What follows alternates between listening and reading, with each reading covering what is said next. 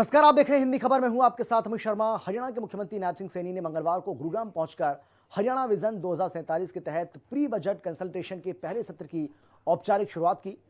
इस अहम पहल का उद्देश्य राज्य के दीर्घकालिक विकास रोडमैप को आकार देना और साल 2026-27 के बजट के लिए प्राथमिकताओं को व्यापक परामर्श के जरिए तय करना है। सरकार ने साफ किया है कि आगामी बजट केवल आंकड़ों का दस्तावेज नहीं, बल्कि हर नागरिक की खुशहाली और हर वर्ग के कल्याण का माध्यम होगा। हरियाणा विजन 2047 के तहत pre budget consultation. CM Nayab Singh Saini ने की पहले सत्र की औपचारिक शुरुआत। आने वाले लंबे वक्त के लिए विकास के रोड मैप को दिया जा रहा आकार। 2026-27 के बजट के प्राथमिकताओं पर भी विचार विमर्श।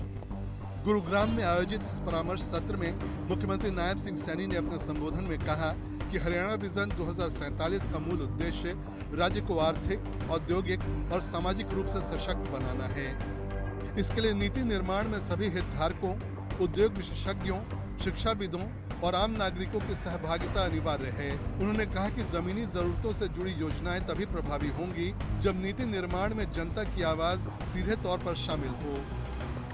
उन 6 स्तंभों के ऊपर 2047 में हरियाणा किस प्रकार का होगा, उसके ऊपर आप सबके बीच में प्रेजेंटेशन दी गई। ये परिकल्पना क्या है, हम किस प्रकार का हरियाणा 2047 में वो देखना चाहते हैं। एआई आधारित बजट जन भागीदारी पोर्टल लॉन्च। प्री बजट सत्र के दौरान मुख्यमंत्री ने एआई आधारित हरियाणा बजट जन भागीदारी पोर्टल का भी शुभारंभ किया। ये पोर्टल नागरिकों को बजट निर्माण प्रक्रिया में सीधे भाग लेने का अवसर देता है।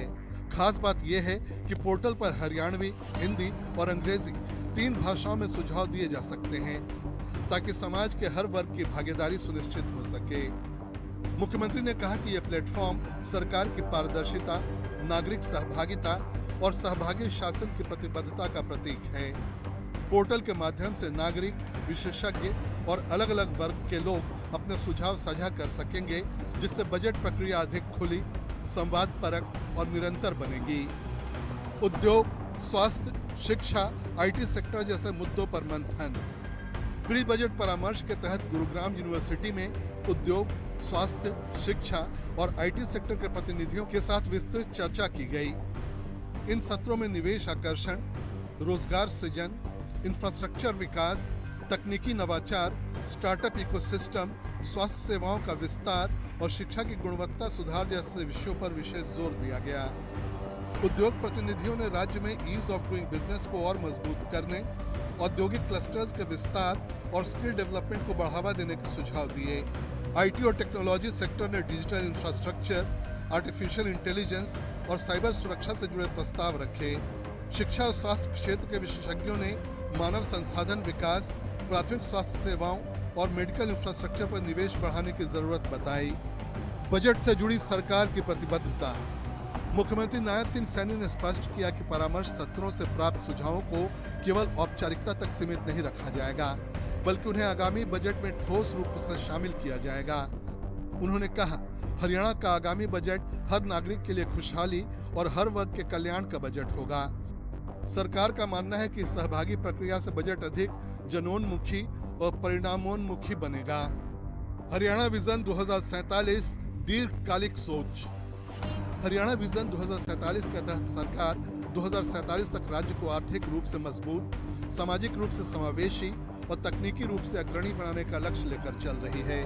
प्री बजट परामर्श इसी दीर्घकालिक सोच का हिस्सा है, जहां अल्पकालिक जरूरतों के साथ भविष्य की चुनौतियों और अवसरों को भी ध्यान में रखा जा रहा है।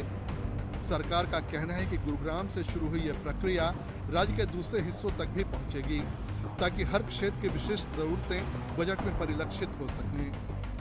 कि हरियाणा उस विकसित भारत का ग्रोथ इंजन होगा। पिछले 11 वर्षों में किस गति से परिवर्तन आया है, चाहे हमारा हरियाणा हो चाहे देश हो, गति से बढ़ रहा है। परंतु हमें 2047 तक इसकी गति को और तेज करना है।